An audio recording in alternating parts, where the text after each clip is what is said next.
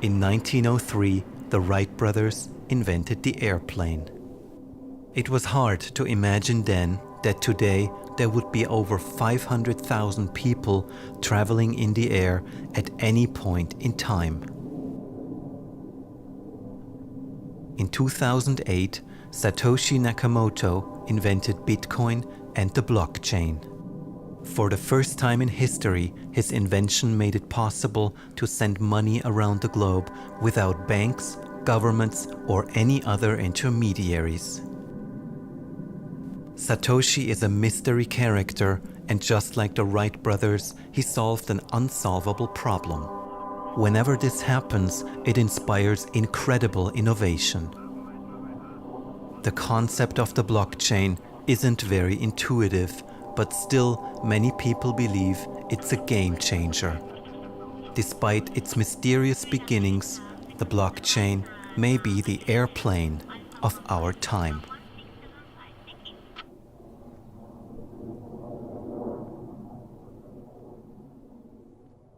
I found out about blockchain first, as most people around that time were, through Bitcoin.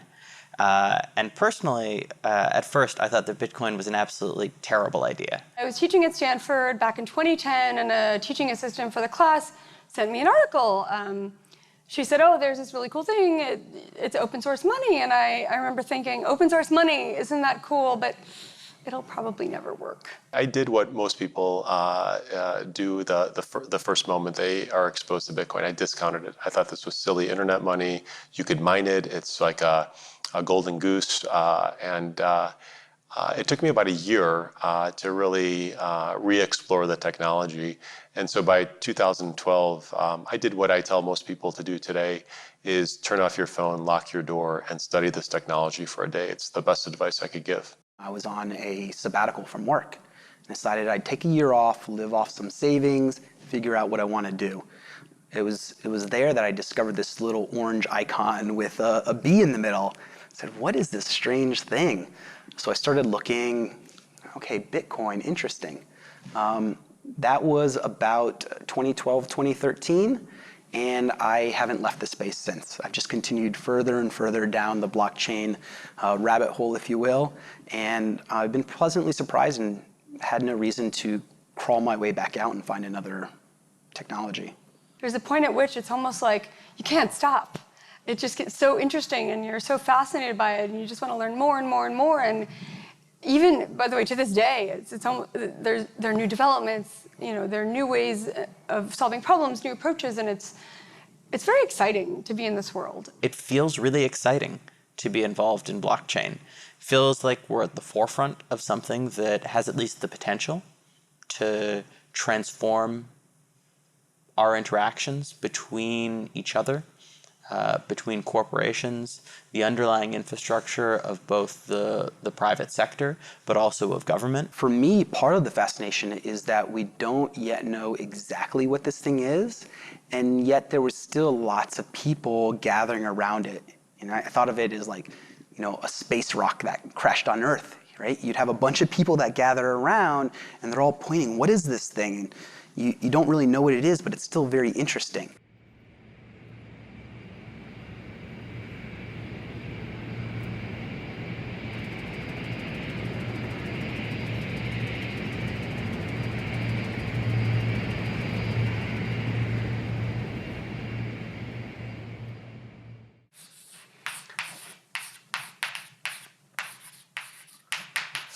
So for me personally, the blockchain has two main technical ingredients.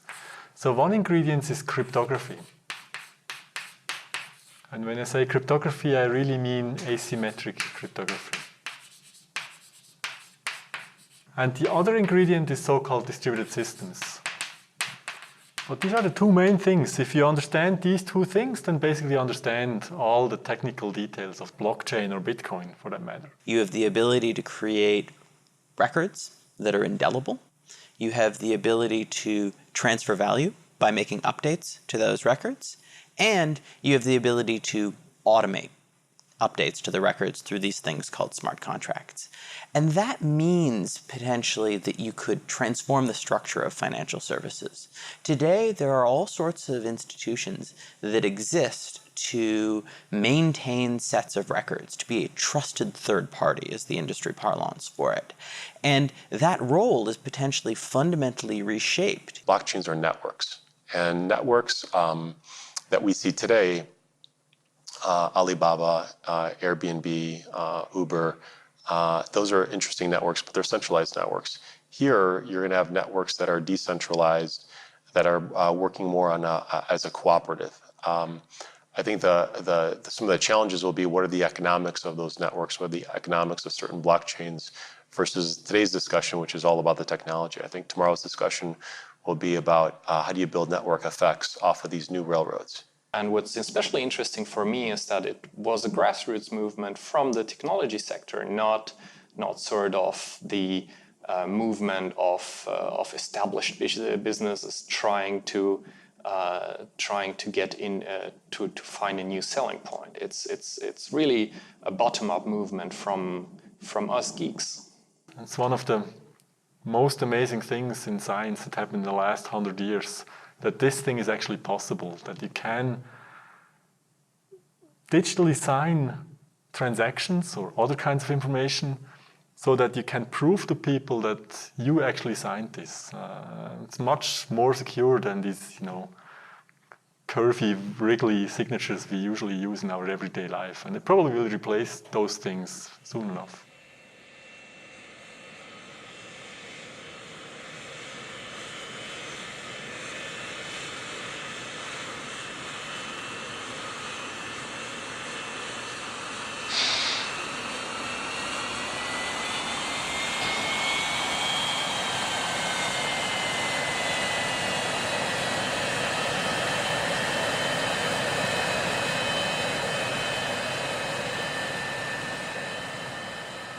We spent 2 years trying to understand this space and what it really meant, and we found out that it meant a lot more than just another digital currency. It actually, as the blockchain became more influential in our thinking, we began to realize that it was a profound shift in how the internet could be used to create new forms of value, and how it could be used to enfranchise, and include people in global finance. We've had the internet for years now, and on the internet, still nobody knows whether you're a dog or not. Identity fraud is completely out of control, data breach. So, the area where we need some new thinking is in the sort of in the identity space. So maybe the technology brings something new into that space, and we need it fairly quickly, because we haven't fixed the identity problem for people, but we're about to put 10 billion, trillion, gazillion things on the internet. We can have a trust relationship without really having ever met each other or having done business at all with each other. I think that's fundamental, one of the fundamental things. Security is another. Blockchains are military-grade cryptology, and they've never been cracked. It isn't, when you hear about hackers, stealing Bitcoin or whatever, they're not stealing from the blockchain itself. They are stealing at the point of entry, at the wallet level or at the browser level, and they intercept those messages. But the blockchain itself is very secure. The Internet of Things will probably be the best test case for a lot of blockchain technology. Because if we're going to have millions or billions or trillions of internet-enabled devices doing everything from driving us around to managing our affairs to monitoring our health, they're going to need a way to move and store and manage value and data that has value in a way that's secure and private. And right now we don't have that. And I'm concerned about the ubiquity of data and how it flows in and through internet-connected devices. I think with a value platform like blockchain, we can at least address some of these problems and maybe even create new opportunities.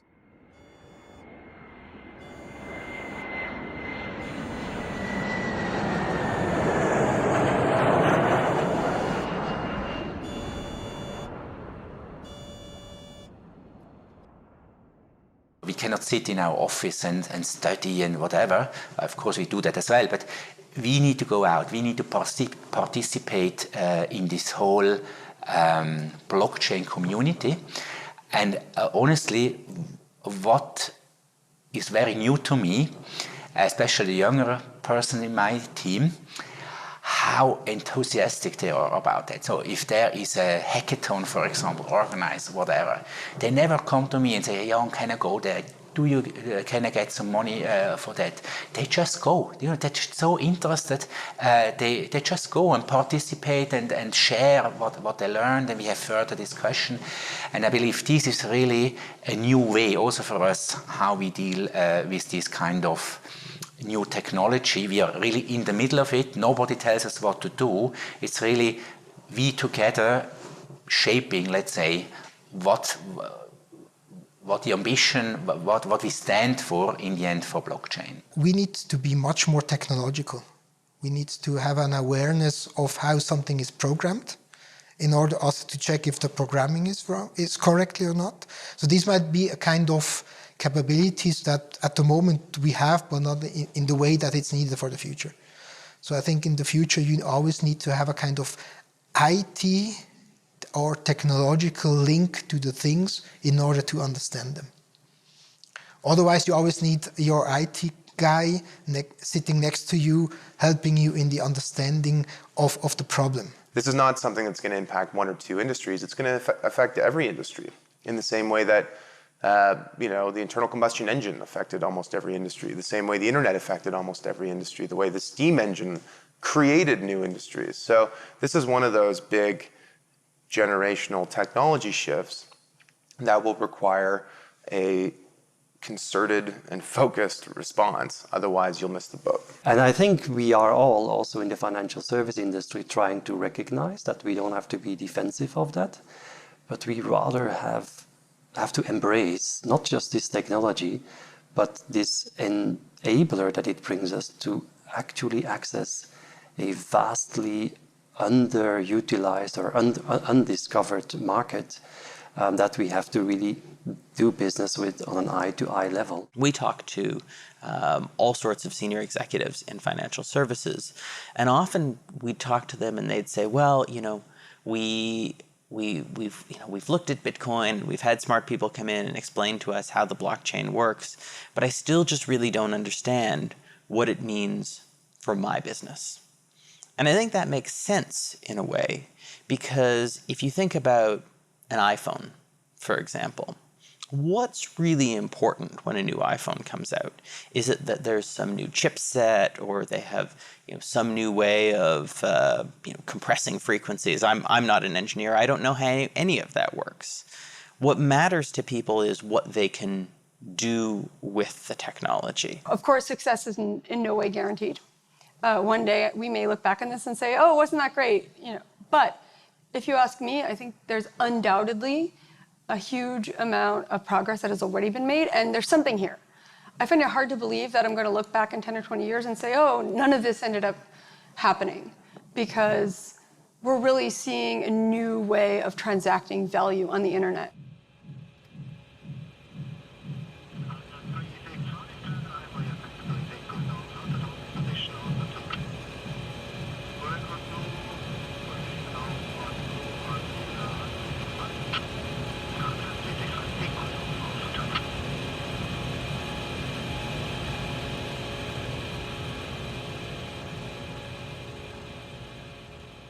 I know how big financial institutions work. First of all, they're not going to run out and do something reckless with technology. This is people's money and livelihood that they're working with, right? So these are slow upgrade processes. These systems, once they get implemented, will run in parallel with the old systems for a while before you have a switch over to the new one. That's standard in technology upgrades. So I knew this was going to take time.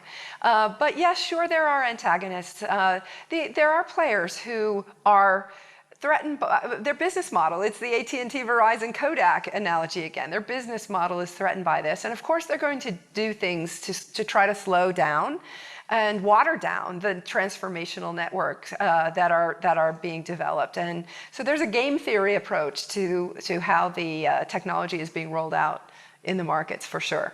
We made different roundtables here in Zug after the start of this Bitcoin experiment. And for example, we invited banks which are living here in Zug, people from Zug, bankers from Zug, and we tried to connect them with people of the Zug Crypto Valley. And okay, they have been talking together, but these bankers were not so very happy. Okay, they said there are different things with law, and it's not so easy for us. But it's also a question of attitude. I think it's the same thing as for our city, for our administration. The banks have to get ready. And I know that in a way they are defensive, but on the other hand, they have, in research, they have made teams which face these questions. And maybe they are waiting a little bit now, but they can't deny it, I'm sure. I think there's going to be a lot of disruption, a lot of revolution with respect to blockchain-based technologies. And what that's going to drive is not necessarily banks worrying about other banks being competitors. What banks worry about is the bank of one. You know, the next generation of a banking network that's resident on a phone, that's decentralized, that's distributed, and is based on a digital token, a digital asset that's not necessarily issued by a bank or a government or anybody else. So it creates all these different permutations and opportunities, not only for enterprises and governments, but also for society. We see a lot of examples of banks and consulting companies and other Big Four audit firms talking about how they can strip cost out of the business of, I don't know, trading in public markets or, whatever it might be. But if you take the example of public markets, how can you cut cost out of a market that doesn't exist in the future? What if the trading of securities happens peer-to-peer in the marketplace that doesn't have the traditional intermediaries of exchanges and brokers and agents and escrow agents and clearinghouses and all these other parties that we rely on? That's the cost you're cutting out, but what if the market can function without them? So the important thing for big leaders of big companies is not just to think about cost, but also to think strategically. What can this technology enable me to do that I wasn't able to do in the past? I think it's going to take a long time for it to weave its way into the system. It may take a normal tech upgrade cycle for it to fully weave its way into the system, but I've said publicly, I think within 20 years, that financial services will be just software. And the smart contracts technology in particular is going to automate a lot of the things that institutions and people handle today.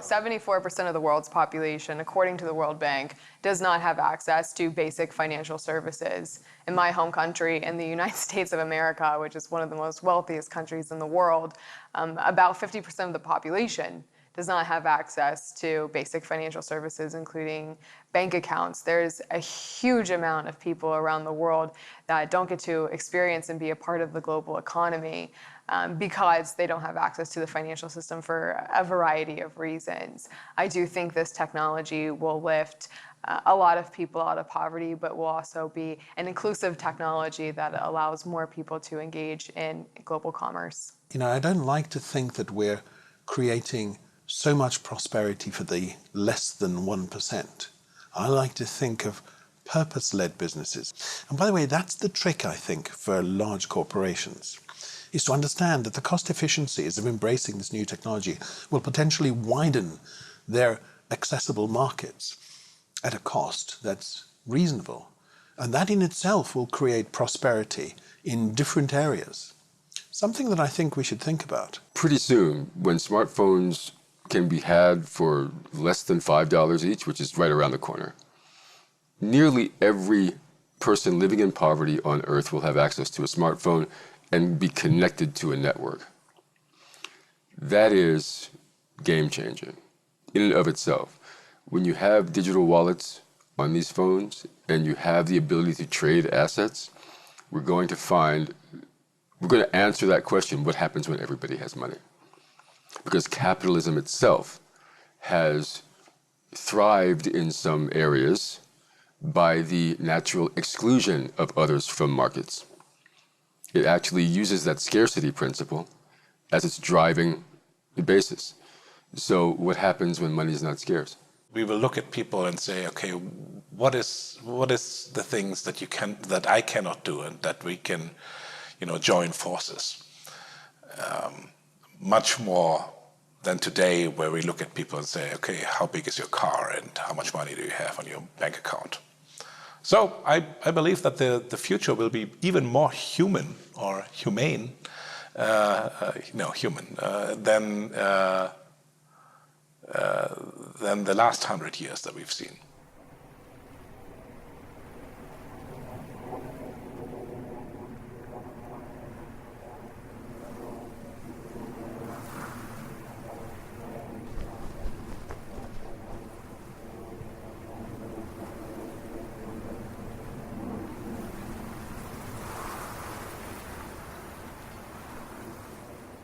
So I don't think blockchain is a revolution. I think it has been done forever, like for 40 years, which is really forever in computer science in my domain. So both parts, both ingredients, the security and the distributed systems have been around since the 70s, basically, since the early 70s. And this is not a revolution. But the revolution, in some sense, or the evolution is that jobs will change. That's something I believe in, that jobs will be, digitized in some sense. Computers will do a lot of the manual labor that we still see in this kind of service domains today. It's called the fourth technological revolution, and I think we are at the beginning of such a revolution just now, and that's why we don't close the eyes. And some people say, okay, there will be much trouble, people will lose their work and everything, jobless people. And I'm sure it will happen, but it's better we face it than we deny it. Offshore working or automation or robots, are they threatening our work? And it's a real life question when your own son, who's prepared to go to get an advanced education, asking you that question. And I concluded that yes, I do have a genuine answer, that it's not threatening. It is forcing us to think a little bit different, but if we do it smarter, we actually give also the next generation a great new opportunity to actually reinvent why they get up every morning and why they go to work, and make sure they really make best use of the degree they studied for and the things they really want to do in life. I want to make the world better, just better. Okay, and whatever my measure of better is, or yours, is what might be valued by society. But the other thing is this wonderful opportunity to create a little bit of prosperity, because what prosperity offers you is independence. We don't have to have people who are living in squalor and simply, fighting for a handful of rice every day. There's too much. There's too much in the world to live like that anymore. And I think that certain countries, I think even certain corporations are beginning to understand that. And certainly this movement, this blockchain movement, is the technology underpinning, the technology part of that mindset which exists offline as well. The idea is out, and if it's not being realized here, it may be realized there, or even in the internet, uncontrollable. So Bitcoin is here. Bitcoin is here to stay, and it will become bigger and bigger, as the blockchain, of course, as cryptocurrencies, as the possibilities which are connected to the blockchain and cryptocurrencies. That's out of the box, and the whole system does not need any government. It exists, it works. It's like a computer network surrounding the world. And you can say, okay, we don't want to be part of it. So be it. It's here, and it won't go away.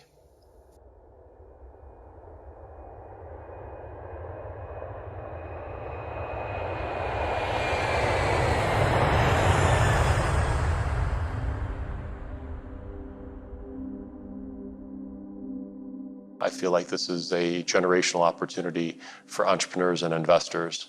And I quite frankly have not seen something as exciting in my entire investment career. Let's try to build a new system that has better trade-offs, that has better features, that has less downsides. And let's make it work. Now the pendulum's going to swing back.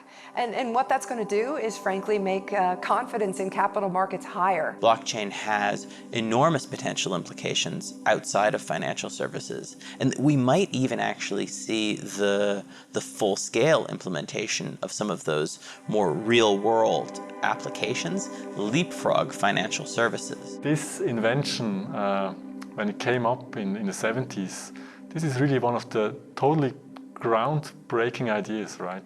It will change society for sure in many domains. It already has changed society in the sense that the internet is in some sense a secure place that you can, make transactions on the internet. The potential for creating trust, or even permissionless trust, within the internet, that's something that we haven't had before.